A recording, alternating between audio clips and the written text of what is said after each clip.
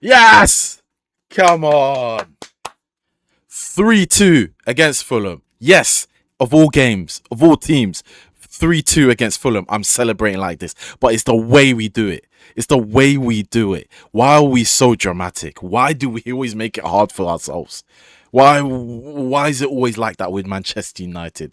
But shout out to Carrick. That's 3 wins on the trot. Sesko, I love you. You saved my life. Honestly, I think you should have started today. This is one of those games I really thought you should have been starting, and he better be starting next week because he is just really clinical. But this game should have been, and it was looking like one of those games where it was just going to be, wouldn't say easy, but more of a routine game. Yeah, the big teams, they're the dramatic games, the over the top, the high blood pressure type of games. And then this type of game is supposed to be a bit more routine, get your 2 goals, shut up shop, play it simple. But I say we made it hard for ourselves in terms of the penalty situation. Maguire slide tackling, and before that a couple of times caught napping today. But other than that, it was just that goal, and then it was the banger from Kevin. What a banger! What a first goal to score in the Premier League. It seems to be always Manchester United just letting screamers. We need to stop that. I'm sick and tired of having screamers on our head tops. It's actually crazy. It's gonna be annoying at the end of the season when they do when Match of the Day show compilations of goals of the season, and it's just like 3 or 4 of them against Manchester United against our on our head tops. But that's the only negatives I'm gonna talk about. Other than that, United just played well. Wasn't overly as good as the last 2 games, but it was a bit more of a professional game. Casemiro scoring the first goal. Casemiro is just like, he's unreplaceable. I don't know how we're gonna replace him. Yeah, we're gonna go for Elliot Anderson and Baleba, but that's 2 different people. Casemiro is like multifaceted, got different aspects to his game. We're gonna miss that. Hopefully, we can replace it on another player in terms of his goal scoring. We don't have to rely on our midfielder being a goal scorer. And we got Fernandez, and definitely we have to keep him. But shout out Casemiro getting that goal header from that free kick. There was shouts for penalty. I missed that bit. I didn't see it. But I saw as soon as the free kick went in, we didn't even need that penalty. So fair play to Casemiro, and then him getting an assist. I can't remember who he got the assist for. Maybe it was the Cunha goal. Must have been, yeah. Must have been the Cunha goal. Yeah, because then he came off and he wasn't even on the pitch for the third goal. So it's definitely for the Cunha goal. Cunha, what a banger. I think he's realized that he can't be that greedy guy, but he can still be that main characterish guy and being clutch. It doesn't have to always be Bruno Fernandes. He can take over as well. I think he's got on the right balance of things. Before, when he started, it was just dribble, dribble, dribble, trying to dribble through brick walls and trying to do something fancy and take over. Yes, you're a talented player, but you're not Neymar. Let's be real. There's levels to it. This is your level. You just have to have a balance to your game, and I think he did. Final third was pretty good today. Had good shots on goal, clear shots on goal. Um, Bruno Fernandes, my God, he's another one that we can't even. That's not even replace. That's unreplaceable. We can't sell him. I'm sorry, we can't sell him. I know there's the Cole Palmer situation and stuff, and I think I said it in previous TikToks. If Bruno leaves, we get Palmer. But if I have the choice of definitely Bruno leaving and we getting the money and then we bring in Cole Palmer, nah, nah. I'm only saying it if Bruno has to leave and he has to go. Like, I like Cole Palmer, but injury situation, and why the hell are you going to change something that's actually really good, that's broken? We don't need a number 10, and we don't need to swap them around unnecessarily and just doing paperwork and wasting time on that. We got other priorities. It does take up a lot of time and paperwork and manpower to sort out a single transfer, let alone selling one to buy another one. So why are we wasting our time on that? Bruno Fernandez, I'm more than happy with him. I don't want him to go. I know I was saying it last season with the opportunity of the 80 million last year, but that's because we were broke and we were limited and we could only get Cunha and Mbuemo, and we wasted our money on it's a bit harsh, but spending our, I wouldn't say waste, but spending our money on Sesko when we needed to prioritize in midfield. Yes, Sesko has come out good, but we're still struggling in midfield in terms of depth wise. Casemiro and Mainu are doing well together, but that's because of tactically and there's a certain Portuguese not being at the club anymore. So there's that, but we still need depth, and it would have helped this season having that depth. But forget about that. Bruno, unreplaceable, 2 assists, just making things happen regardless of the assists as well. Just coming in complete clutch. Yes, Sesko won us the game. He came in clutch, but he came in clutch himself.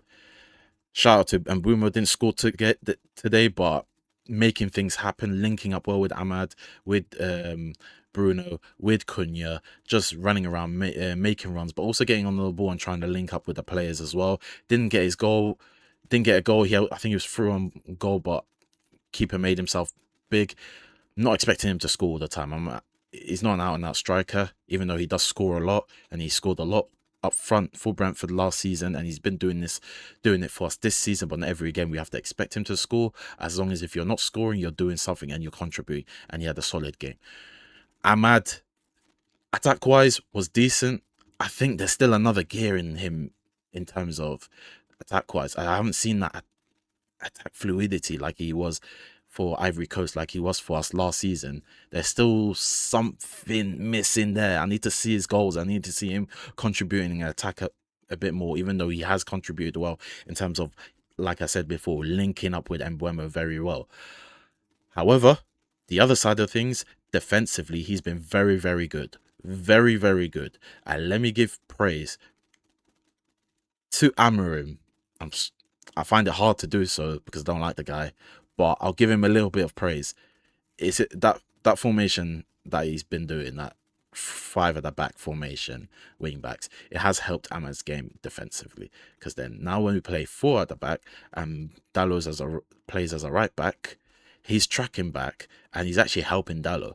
People saying, "Oh, is Dallo playing really well?" Yeah, he has been playing decent, but he's also got the protection. If he was on his own and he didn't get any track backs, he'd been cooked like last time. And also Dallo behaved himself and not, I say not as attacked as much, but he hasn't done as much overlaps. He's more of like coming to the middle, being inverted fullback, even though I hate inverted fullbacks. But his best games have been when he was playing inverted under Ten Hag, the few times he's played inverted. And he's done that a few times, linked up play, did a through ball, nice through ball to Mbeumo, where Mbeumo shot it, like I said earlier, and the goalkeeper saved it because he made himself look big. But yeah, Ahmad tracking back a lot has helped Dallo's game a lot. It meant Dallo isn't feeling like he has to multitask and do too many things at once, things that he's not capable of doing. Martinez, comfortable on the ball, passing out of the back, very, very calm, less stressful. Maguire, he had a solid game until the last couple of times where he was just getting ran through and he was a bit shaky, but other than that, he's been solid. Shaw, weakest player on the team, but didn't do anything offensive, basically. You could tell when offensively, when he's attacking, he was getting through balls, he couldn't get the end of it. Shaw 3 years ago could have got it. Like there was a long ball from Mainu over the top towards the end, and Shaw couldn't get to it. But defensively, 1v1, he's still really good. He's still solid. And then we go and end it with, actually not end it because we've still got two more players. I'm going all over the place. Sané Le Mans, solid, great save earlier on in the first half. Yeah, couldn't do much with that penalty. The bloody stuttering's pissing me off, man. How is that allowed? It's just giving an advantage to disadvantage to the keeper. It's not fair, and keepers get penalized for coming out of the box. It's a piss take. But Mainu, last but not least, boss the midfield. Who's crying now? Talking about he's entitled, talking about he's not good enough. Shush. Just shush. Stop with the agendas. Stop forcing it. The guy is a mainstay in midfield, and he's done well these last 3 games for us. And yeah, let's look at the table. Bear with me. Top 4, baby. Top 4. 41 points. We needed that win because Chelsea were above us. Obviously, we had the game in hand. And we've gone ahead of them with 1 point ahead. I was praying for Chelsea to draw their game. That was a mental game against West Ham. That starting lineup they had with stunk. but they got the comeback. And realistically, we shouldn't be hate watching. We should be just focusing on our games and making sure we win. But obviously, it helps if our rival teams lose points.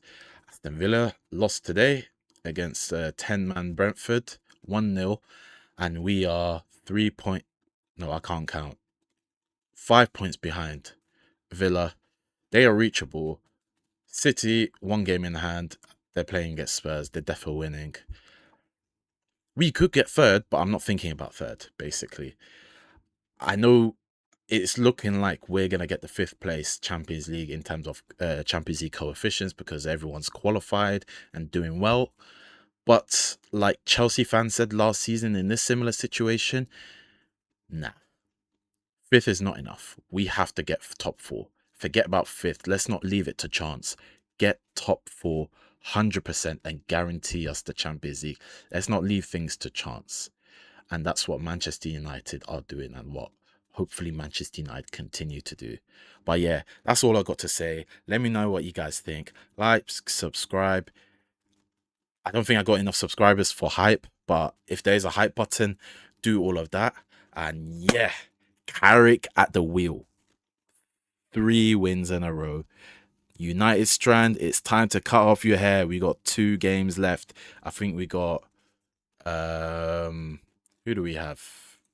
Sorry, I was about to end it, but I just want to see who our next fixtures are. Oof, we got Spurs next week, lunchtime game. I've got 11-a-side match, so I won't be watching that, but yeah. And then that following Tuesday, couple days later, we got a midweek match, West Ham versus Man United, away game. I'll be so real. We need to get our get back. They beat us at home. We need to beat them at their home pitch. The Olympic Stadium's awful. It is god awful. It's such a silent stadium because of how far away they are. It basically means that every team that goes to that Olympic Stadium, it's like a neutral ground. That's what it feels like. So hopefully we get a win from them, and then United Strand can cut his hair. Game after that is Everton. We should be winning these. These are all must wins. These are winnable games. So yeah, let me know what you guys think. So I'll let you guys go. Like, subscribe, share, comment, do all of that, and peace.